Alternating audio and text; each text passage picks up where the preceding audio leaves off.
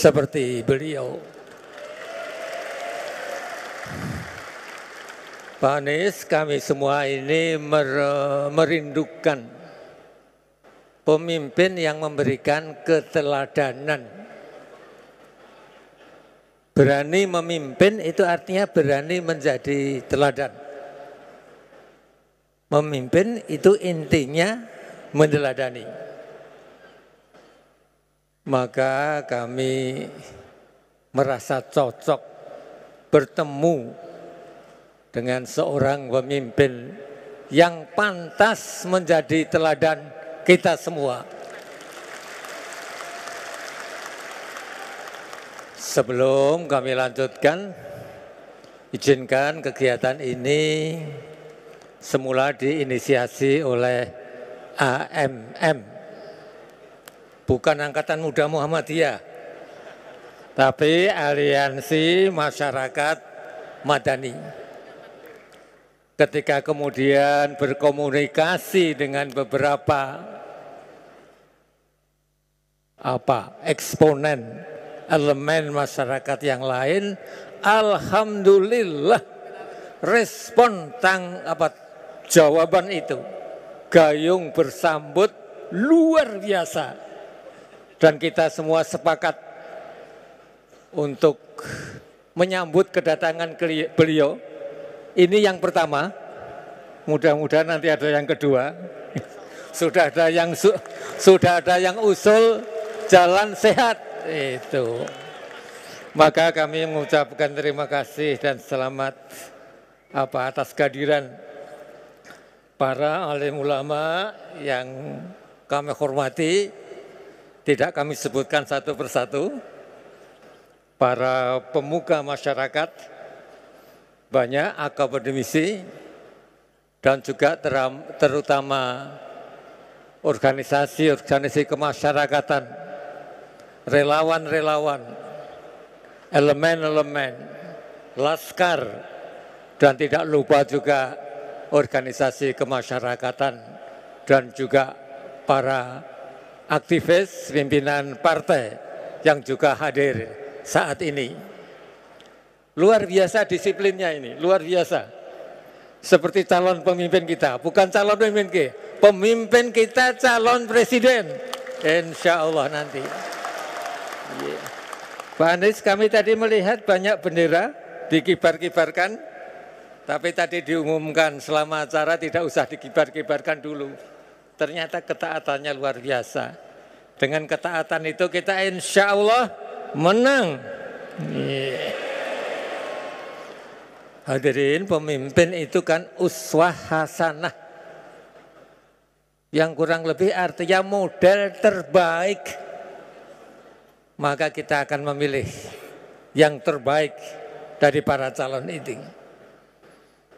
Karena menurut hemat kami ada pemimpin yang tidak paham tentang kepemimpinan. Karena dia tidak memberikan teladan yang baik, justru kemaruk. Jadi kalau dibuka di bahasa Jerman kuno itu ada kata kemaruk. Kemaruk itu ya abuse of power, menyalahgunakan kekuasaan untuk kepentingan pribadi dan keluarga. Juga ada pemimpin yang lain yang tidak paham bahwa seorang pemimpin itu model terbaik bagi masyarakatnya. Misal di negeri Konoha ada pemimpin yang mabuk-mabukan. Ketika ditegur mengatakan, loh itu uang saya sendiri, saya mabuk sendiri kok. Apa urusannya dengan kamu? Dia lupa bahwa seorang pemimpin itu adalah memberi keteladanan. Yang kedua, alhamdulillahirabbil alamin, Bapak kita, Bapak Anies Baswedan itu menyukai pelangi, rainbow. Jadi pada masyarakat majemuk di Indonesia seperti sekarang ini, hanya pemimpin yang melihat pelangi itu indah yang pantas menjadi pemimpin. Gitu. Ada loh Pemimpin itu yang hanya suka pada warna partainya saja. Misalnya apa? Hitam. Wah, itu. Dicari yang tidak ada, ya. Misalnya suka warna hitam. Dia memerintahkan sekolah dicat hitam, pasar dicat hitam, rumah sakit dicat hitam. Oh, lah gendeng itu namanya. Ya. Ya. Indonesia itu pelangi. Allah menciptakan manusia berbangsa-bangsa, bersuku-suku. Allah menciptakan keragaman bahasa dan warna kulit dan seterusnya. Itu menunjukkan bahwa kita menghidup dalam pluralitas itu. Maka menurut hemat kami itu, Pak Anies, apa yang telah Bapak lakukan ketika menjadi Gubernur Jakarta, merangkul semua perbedaan dan keragaman itu dengan sangat indah untuk diteruskan. Hadirin, kita harus siap hidup dalam keberagaman, siap hidup dalam kebersamaan, siap hidup dalam kepedulian. Dan itulah insya Allah perubahan yang akan kita dapatkan nanti. Tidak boleh lama-lama, ya, karena nanti kan kita mendengarkan orasi dari Bapak Anies. Yang ketiga, pemimpin itu membangun karakter. Pak Habibie mengatakan, untuk apa pinter cerdas kalau malas? Ya, teramat jelas itu. Ya. Untuk apa berilmu tapi tidak memiliki karakter, yang terjadi pasti akan semakin rusak. Karakter, akhlak itu di atas ilmu. Tetapi akhlak itu sulit karimah tanpa ilmu. Demikian eratnya hubungan kedua itu. Maka insya Allah kita memimpikan Pak Anies gitu. Ke depan ini kita harus membenahi karakter kita yang menurut hemat kami sedikit terlanjur rusak berat. Gitu. Agak kontradiktif ya, sedikit kok berat gitu loh. Sedikit tadi untuk memperlunak. Kita itu telah kehilangan modal sosial yang luar biasa. Tadi saya singgung modal keteladanan sudah sayup-sayup sampai modal kejujuran menjadi barang langka. Sedangkan kejujuran itu akan menumbuhkan kepercayaan dan kepercayaan itu akan mengakselerasi setiap program. Sebaliknya yang suka bohong-bohong itu, kebohongan, itu akan menumbuhkan kecurigaan. Dan setiap kecurigaan pasti menghambat setiap urusan, termasuk pembangunan ini. Demikian pentingnya gitu membangun karakter itu. Oleh karena itulah tugas berat ini harus kita pikul bersama.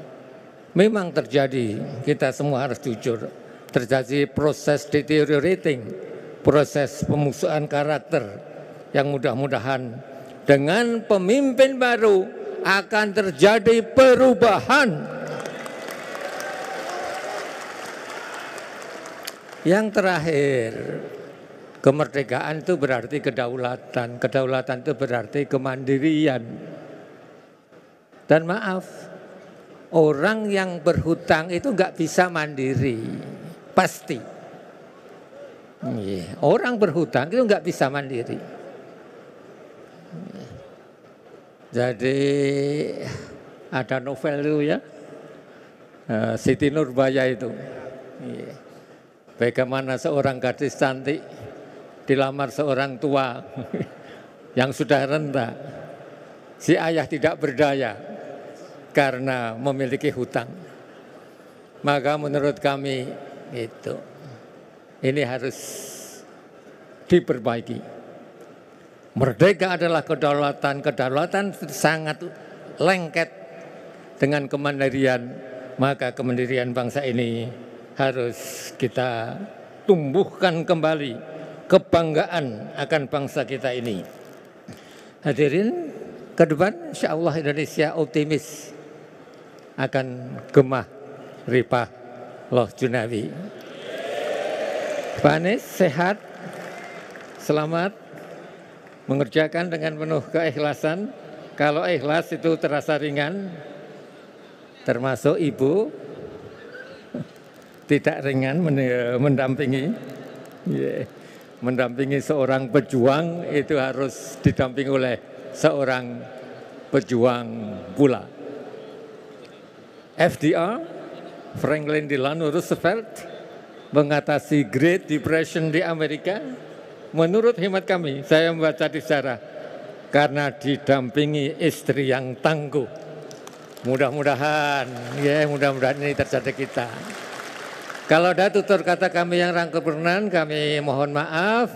Bapak Ibu sekalian, kita ini sekarang satu, gitu, untuk memenangkan pemilihan presiden. Dan Pak Anies, minimal sekali lagi nggih ke Solo. Nggih lah, nggih sekali lagi. Tadi sudah disebut mau jalan sehat, ataupun yang lainnya nanti. Saya kira demikian. Assalamualaikum warahmatullahi wabarakatuh.